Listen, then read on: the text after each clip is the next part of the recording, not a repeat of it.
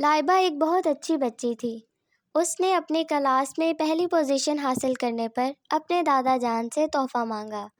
اس کے دادا جان جانتے تھے کہ وہ جانوروں سے بہت پیار کرتی ہے اور پرندوں سے اسے خاص لگاؤ تھا، اسی لیے وہ اس کے لیے 3 پرندے تحفے میں لے آئے۔ اس نے طوطے کا نام مٹھو رکھا۔ طوطے کے ساتھ اس کا دوست کبوتر اور ایک چھوٹی سی چڑیا بھی تھی۔ لائبہ ان کے ساتھ بہت کھیلتی، وہ ان کے آنے پر بہت خوش تھی، مگر مٹھو طوطا کافی شرارتی تھا۔ وہ ہمیشہ اپنے دوستوں کو تنگ کیے رکھتا۔ جب بھی لائبہ اسے امرود دیتی، وہ اس کو کھا کر تھوڑا سا بچا ہوا حصہ ان کی طرف پھینک دیتا، جس پر وہ دونوں ناراض ہو جاتے اور مٹھو سے شکایت کرتے۔ مٹھو پھر ان سے ناراض ہو کر ایک طرف بیٹھ جاتا۔ آج شام بھی لائبہ ان کے پاس کھیلنے کے لیے آئی تو اس نے دیکھا کہ مٹھو ایک طرف منہ بنا کر بیٹھا ہے اور کبوتر اور چڑیا کے منہ پر بھی کچھ خاص خوشی کے اثرات نظر نہیں آ رہے تھے۔ لائبہ پریشان ہوئی۔ اس نے طوطے سے پوچھا، کیا بات ہے مٹھو، کیا تم نے آج پھر اپنے دوستوں کو تنگ کیا ہے؟ وہ بھی مٹھو کی شرارتوں سے بہت تنگ تھی۔ اس نے بھی اپنے دادا جان کے پاس جا کر مٹھو کی شکایت لگائی۔ دادا جان نے اسے ایک ترکیب بتائی۔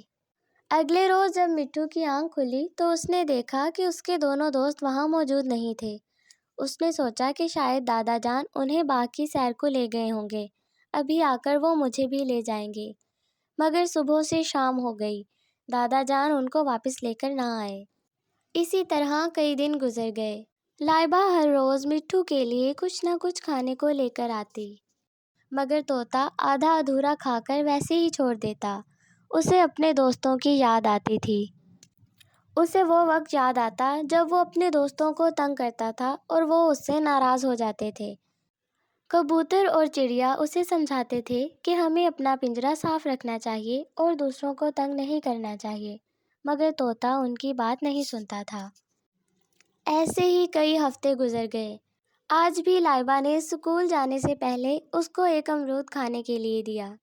جب وہ اسکول سے واپس آئی تو اس نے دیکھا کہ مٹھو نے امرود نہیں کھایا۔ وہ دادا جان کے پاس گئی اور انہیں بتایا کہ مٹھو اب اداس رہتا ہے اور کھانا بھی ٹھیک سے نہیں کھاتا۔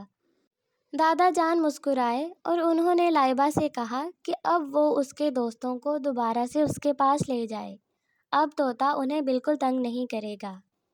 لائبہ نے ناسمجھی سے دادا جان سے سوال کیا، مگر آپ ایسا کیسے کہہ سکتے ہیں؟